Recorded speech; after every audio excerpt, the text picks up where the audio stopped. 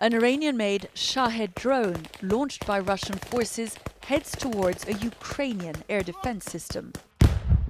A miss quickly celebrated by Ukrainian soldiers. What the Russians missed was this: a fake air defense system, part of an entire arsenal of decoys that has popped up around the country. Fake weapons that are as cheap to make as they are useful to deploy. An American towed howitzer costs anywhere between $2 to $4 million. This one cost just $1,000 to make. It's essentially made up of drain pipes. But the point is, each time one of these is hit, it is a real one that is spared, and it's cost the Russians time, energy, and money to hit it. The challenge for this steelworks company that had nothing to do with arms making at all, updating their designs to keep up with the ever more sophisticated weapons arriving in Ukraine. Despite them, the fighting along the Eastern Front has been tough, Ukrainian officials acknowledge. The forest just outside the eastern town of Kreminna has been a battleground for much of the war. But the counter-offensive has made its daily battles that much more intense. Yuri Mikulyak, a special forces commander, has just returned from there with his men. Нам нужны боеприпасы. И без вот этих всех высокоточных ракет, боеприпасов, дальнобойной артиллерии, дальнобойных боеприпасов, без этого всего мы не можем воевать эффективно. Behind Mikulyak, one of the Russian tanks his unit took in Irpin early in the war. He says the lack of ammunition has been chronic in this war. Ukraine, he explains, has had to use creativity as it holds the lines. Мы пытаемся какую-то применять военную хитрость, как-то свой боевой опыт совмещать с военной хитростью, дурить противника, изобретать какие-то новые ловушки там. A part of that effort is happening far from the front lines, in factories like this one, perfecting the art of the fake weapon. The measure of each decoy's success, how quickly it gets destroyed once in the field. El Instituto de Estudios Sociales en Población de la Universidad Nacional presentó los resultados de la encuesta Percepción sobre la trata de personas y tráfico ilícito de migrantes. Participaron 910 personas vía telefónica entre el 14 y 22 de abril. Uno de los puntos analizados son los factores determinantes de trata. Y ante la pregunta, ¿qué urgente debe atender el gobierno?, se señala el tráfico y venta de drogas, delincuencia organizada y la inseguridad. Además, le piden más campañas contra la trata de personas. Es importante que el gobierno siga promoviendo campañas de información y de prevención sobre la trata de personas y el tráfico ilícito, porque recordemos que algunos de los resultados de la encuesta identifican que el país está muy expuesto al crimen organizado, también a problemáticas como la niñez en la calle, ¿verdad? Hay algunos elementos que hacen que sean factores que pueden influir para que las personas sean víctimas de trata de personas. El país es propenso para que se cometa cualquier delito, ya que se considera que todos los días en Costa Rica se dan sucesos violentos, crimen organizado, tráfico de armas, coyotaje y trata de personas. La mayoría de encuestados entiende que es trata de personas y que las más afectadas son las mujeres. Hacemos llegar lo posible a los tomadores de decisión, mas no nos corresponde la implementación de las medidas. Obviamente, como universidades estamos también en el proceso de trabajo colaborativo para generar conocimiento sobre los fenómenos y eventualmente también alumbrar pistas de solución. Según los encuestados, se han informado de este tema principalmente a través de la televisión y luego por internet. Luego de la confirmación de 3 casos de influenza aviar H5 en lobos marinos hallados en la zona de Los Dedos, en Punta del Este, las autoridades departamentales intensificaron las recorridas en el área costera para detectar la presencia de animales con síntomas de la enfermedad. Además, preocupa la posibilidad de que el virus se propague a la isla de Lobos, considerada la colonia de lobos marinos más grande de Sudamérica. hemos estado en comunicación con el subsecretario de Medio Ambiente. Ellos lanzaron todo un protocolo, el cual hemos dado difusión. Y bueno, y ahí se armaron distintos operativos para recorrer desde tempranas horas de la mañana toda la costa, ver qué se detectaba y bueno, en base a eso tomar las acciones correspondientes. Ya sabemos que está el Ministerio sacando muestras de algunos lobos que ya han aparecido muertos en diferentes zonas del departamento, desde Piriápolis hasta José Ignacio han aparecido.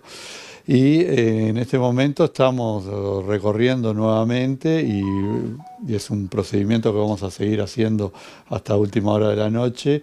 Ante esta situación se recomienda enfáticamente evitar acercarse a los ejemplares, además de denunciar la situación ante Prefectura, el Ministerio de Ambiente o la propia Intendencia de Maldonado. Decirle a la gente que no baje a las playas con mascotas, porque los animales, las mascotas, principalmente los perros, van enseguida a olfatear y tratar de no interactuar tanto con animales que aparezcan muertos como que estén en vivo. En este caso lo que se le está pidiendo a la población es que cuando vea algún animal que no tiene por qué ser un lobo, puede ser algún pingüino que también apareció hoy en la mañana, que llame, que denuncie para enseguida nosotros poder concurrir, o Prefectura o Medio Ambiente. ¿Cuántos animales aparecieron hoy?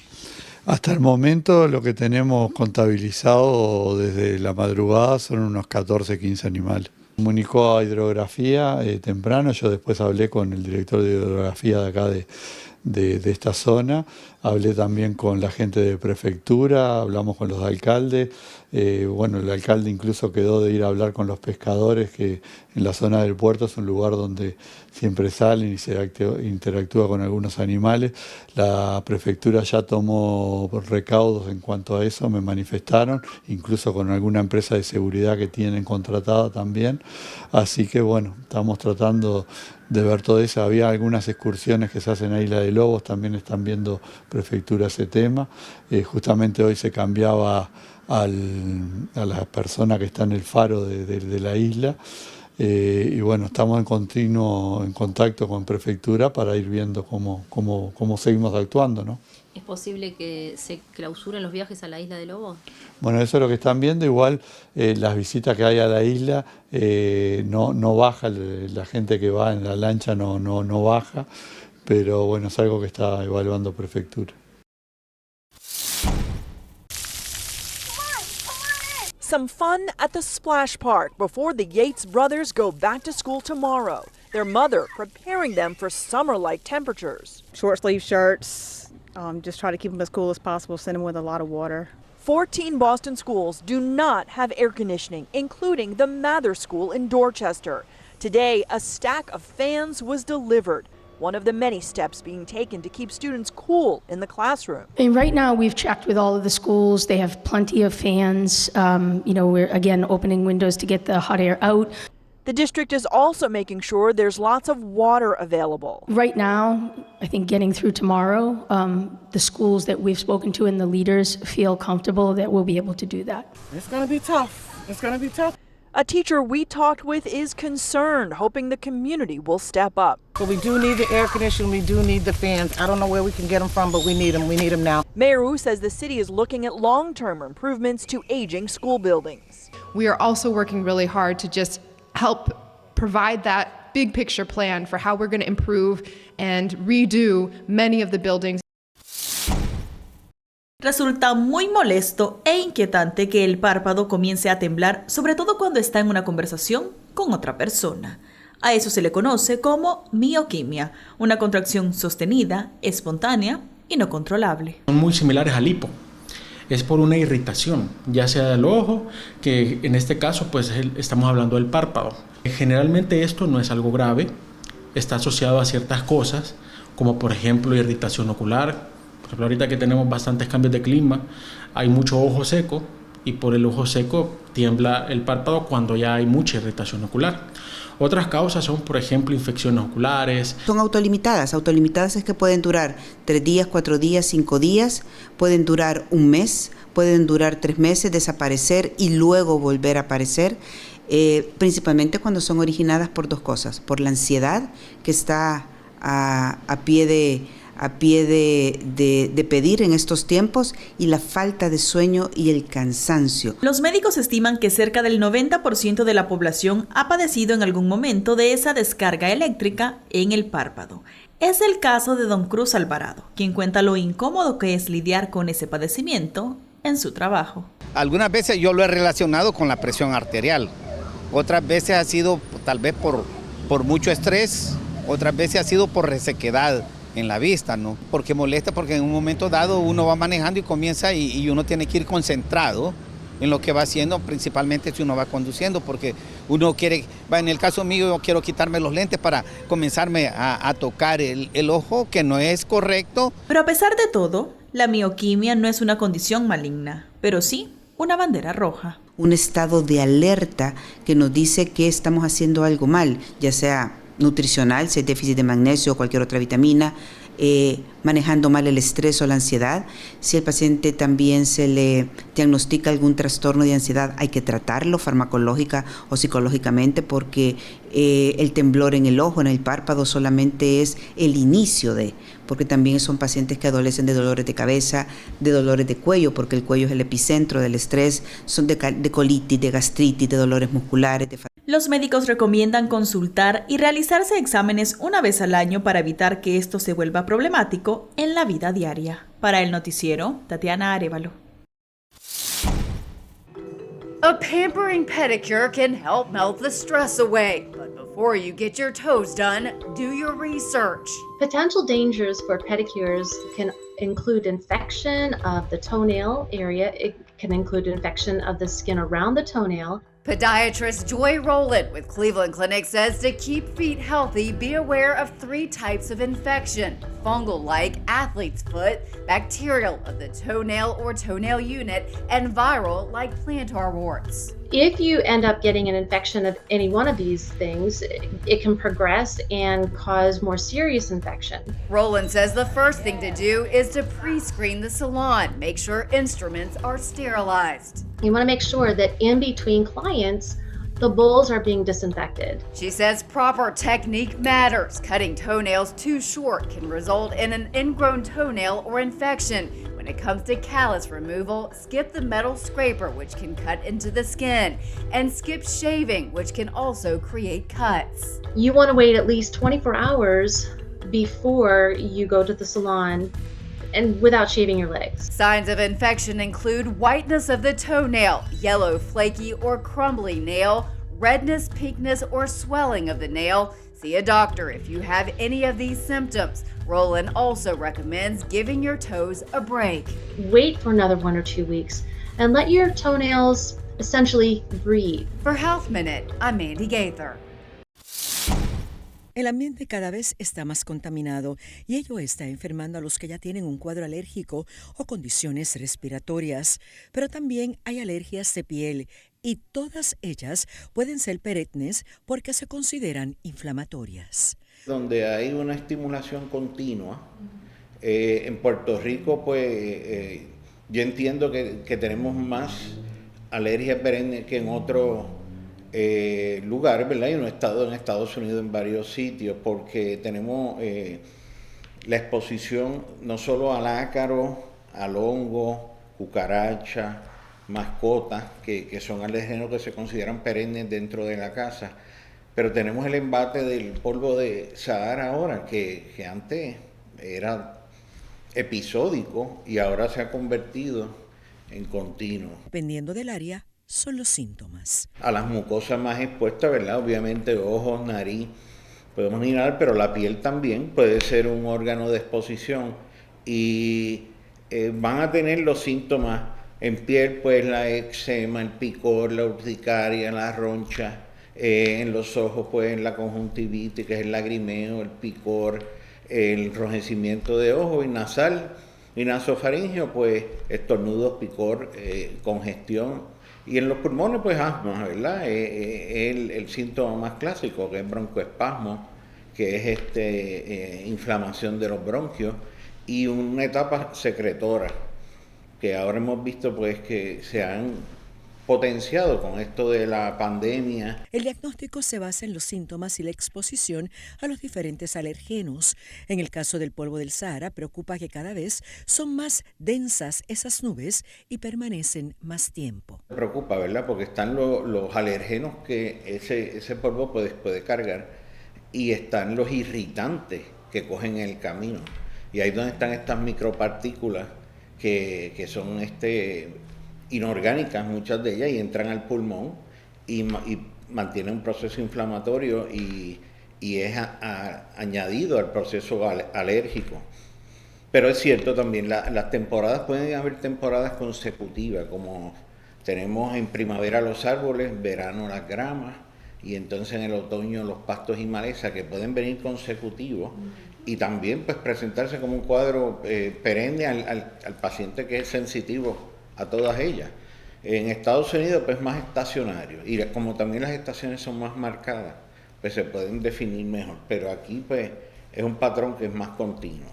Hay varias formas de tratarlas, con inhaladores nasales, antihistamínicos, descongestivos y también la inmunoterapia alergénica que viene oral y sublingual, pero ahora están los biológicos. Desarrollar una molécula que específicamente bloquee X mecanismos sin afectar el resto, pues es bien específica, es como como un escalpelo láser, pero todavía los costos son exagerados, ¿verdad? ¿Eso viene que en pastillas, inyectables, cómo viene?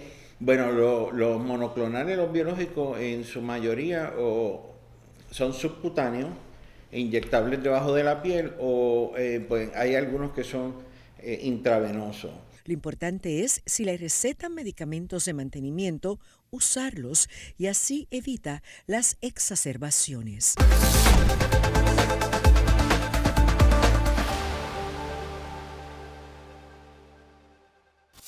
Continúen con la buena programación que tenemos en Telearuba. Nos volvemos a ver en una próxima emisión. Y yo soy Alejandra Forero, presentadora de Primera Plana, y quiero invitarlos para que ustedes nos sigan en las redes sociales de Telearuba para que tengan todos los días una dosis diaria de inspiración, información y entretenimiento.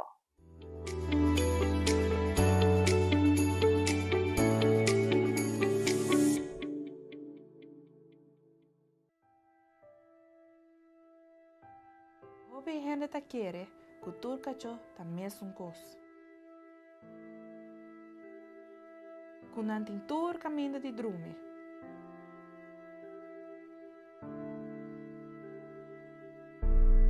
E não por uma onda kutá.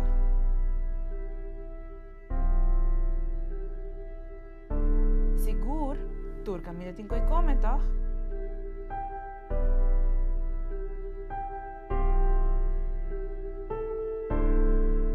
Pero en realidad ta hopileu.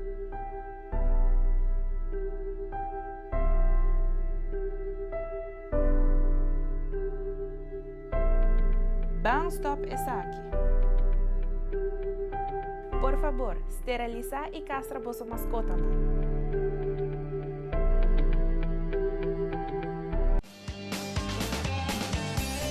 Nos Mainta, Turja Luna, Jaranzón y Javierna, de nuevo para su norte Mainta. Repetición a tarde y su siguiente día, riba live streaming. Nos Mainta ta entretener, educar y informar. Nos Mainta, aquí na mes na Telearuba.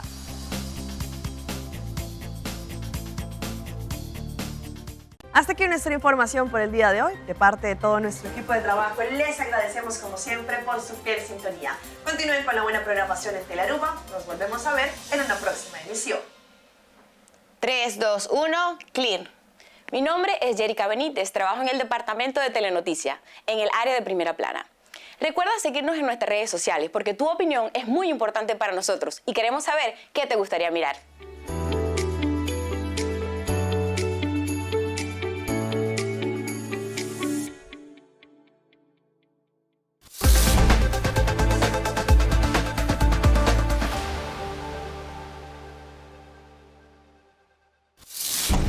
Mother Nature has been punishing this summer, and hurricane season could bring more chaos before it wraps up. The National Hurricane Center says it's important to think a few steps ahead. Often people, when they evacuate out of a hurricane zone, they underestimate how long it might take to safely get back into the community that they've evacuated from. And in the stressful run-up to a natural disaster like a hurricane or wildfire, basic needs like food, shelter, and water take priority, which is why experts recommend having a disaster readiness financial plan at the ready year-round. To do that, FEMA recommends the following steps.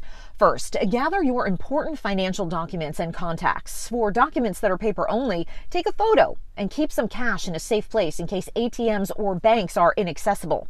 Review your insurance policies to be sure that they are current and know the range of disasters for which they'll support you.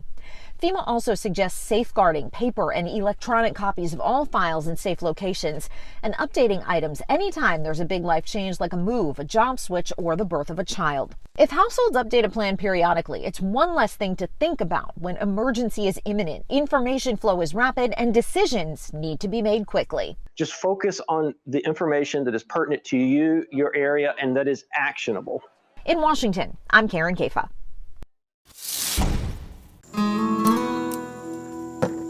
Bien temprano en la mañana, recogiendo la cosecha de su huerto en casa, Carmen comienza su jornada. Ya aseguró el consumo de su hogar y ahora se prepara para vender sus hortalizas. Cada 15 días, pues, ¿verdad? Ahí está recibiendo uno su poquito, depende de la cantidad que uno entregue. Carmen es parte de una cooperativa en El Salvador integrada en un 70% por mujeres y que promueve un proyecto agroecológico que abarca desde el agricultor hasta el consumidor y cuyo modelo de negocio funciona mediante suscripción con un mínimo de 3 meses en el que prometen tener precios fijos hasta por un año. La persona pues se inscribe a recibir la canasta, ellos pagan el anticipo y acordamos si va a ser semanal o quincenal la entrega de la canasta. Ellos pagan un 50% del total de las canastas. Por ejemplo, en una canasta pequeña cuesta $20. Le ofrecemos lo que son de 12 a 14 productos que lleva en lo que es la canasta, en los que van pues 7 hortalizas, 3 frutas de temporada, van también hierbas aromáticas y una dotación de huevitos de amor. En El Salvador, la inflación y los efectos de fenómenos climatológicos ha provocado en los últimos 2 años un aumento de casi un 30% de la canasta básica, provocando que más del 60% del salario mínimo vaya en alimentos y en algunos casos hasta el 80% del mismo. De ahí que para algunos la canasta campesina se ha vuelto más que una opción, una solución. No, lo precio es súper barato porque, digamos, a comparación, creo que la única forma de verlo sería como comparándonos con el mercado común. Es inclusive más barato que lo que vas a conseguir en la tienda y más fresco. Gana el consumidor, gana el productor y no dañas el medio ambiente. Y gracias a un plan de siembra bien elaborado, la cooperativa produce todo el año. Es por eso que hoy Carmen corta sus chiles y ya planificó que la siguiente semana sembrará otros productos. Hoy tengo chile en este invernadero, ya la próxima ya siembro pepino o sería tomate. En el país, según el Centro para la Defensa del Consumidor, el 90% de las verduras y hortalizas que se consumen vienen de otros países. De ahí que, de acuerdo a expertos, esta iniciativa representa un ejemplo de economía sustentable y una alternativa para hacerle frente a la inseguridad alimentaria. Cuando los estudiantes de la Universidad de Stanford, Larry Page y Sergey Brin, fundaron Google en septiembre de 1998, tenían poco más que su ingenio. Obtienes los resultados más relevantes en la parte superior. 4 computadoras y la apuesta de $100,000 de un inversor con base en su creencia de que un monitor de búsqueda en Internet podría cambiar el mundo, y así fue. We are reimagining all our core products. El algoritmo de búsqueda inicial, conocido en su momento como Backrub, prometía una nueva forma de navegar por la creciente World Wide Web. Hoy día Google controla el 85% de las búsquedas globales según StatCounter y ha ampliado su cartera para incluir servicios de computación en la nube, publicidad, electrónica de consumo y sistemas operativos. Como parte de Alphabet Inc., la empresa matriz de Google, la compañía ha continuado explorando nuevos horizontes, particularmente en el ámbito de la inteligencia artificial, con esfuerzos investigativos y avances tecnológicos en el ámbito de la salud, y este año imprimió su marca en este terreno. Eliminamos la lista de espera y abrimos BART en más de 180 países y territorios. La inteligencia artificial va a transformar la vida de las personas alrededor del mundo. No obstante, Google no ha estado exento de obstáculos. Junto con sus grandes avances, surgen preocupaciones sobre la vasta influencia de la compañía y sus prácticas de recolección de datos. Los críticos argumentan que el gigante tecnológico plantea una serie de problemas éticos y sociales, desde la evasión de impuestos hasta el posible mal uso de los datos de los usuarios. Además, Google ha sido objeto de escrutinio por colaborar con el ejército de Estados Unidos, lo que ha suscitado debates sobre las implicaciones éticas de la inteligencia artificial en la guerra. Sin embargo, sería difícil negar el impacto de Google en la vida moderna. Su nombre, una variante del término matemático Google, incluso ha ingresado al léxico como verbo, destacando la amplia influencia cultural de la compañía. Tenemos la oportunidad de hacer que la inteligencia artificial sea aún más útil para las personas, las empresas, las comunidades y para todos. Una serie de otros productos, incluidos Google News, Gmail y Google Maps, también se han integrado de manera similar en las rutinas diarias. Mientras la compañía celebra un cuarto de siglo de existencia, aún quedan preguntas sobre su papel en la conformación de una sociedad digitalizada y cómo aborde Google estas preocupaciones podría influir su trayectoria en los próximos años.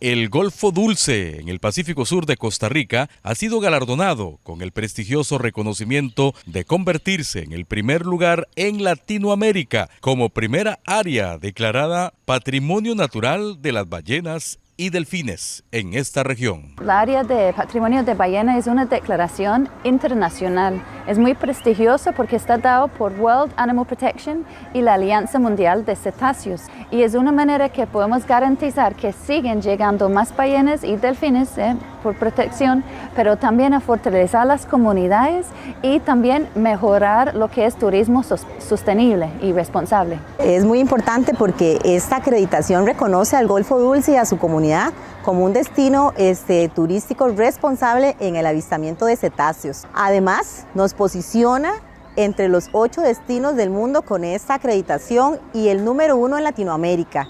El área designada incluye en gran parte zona marina del Parque Nacional Piedras Blancas, en el cantón de Golfito. Este reconocimiento se da en el marco del primer festival Ruta de las Ballenas Golfito 2023.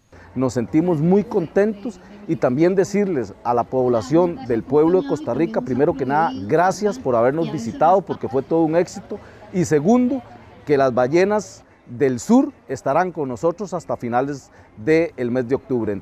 Con esta declaración se espera mayor visitación de turistas al Golfo Dulce a apreciar las hermosas y cantoras del mar ballenas jorobadas. Bien, compañeros, este es un reporte de Rafael Vargas Jiménez. Austin Butler sale de paseo. El actor protagoniza el drama The Bike Riders junto a Tom Hardy y Jodie Comer. Este es el primer avance de la película que sigue a una pandilla de motociclistas de Chicago en los 60. Llega a cines el 1 de diciembre. Poor Things ganó en grande en el Festival de Cine de Venecia. La comedia surrealista, protagonizada por Emma Stone, se llevó el prestigioso premio del León Dorado en el festival anual que homenajea la mejor película del evento. La audiencia podrá ver de qué se trata Poor Things cuando llegue a cines el 8 de diciembre. Kurt Russell se enfrenta a Godzilla. El adorado monstruo llega a la pantalla chica en la nueva serie Monarch: Legacy of Monsters, en la que lo acompañarán varias otras criaturas destructivas. La serie de 10 episodios estará en Apple TV Plus el 17 de noviembre. Para el Minuto Hollywood, soy Laura Díaz.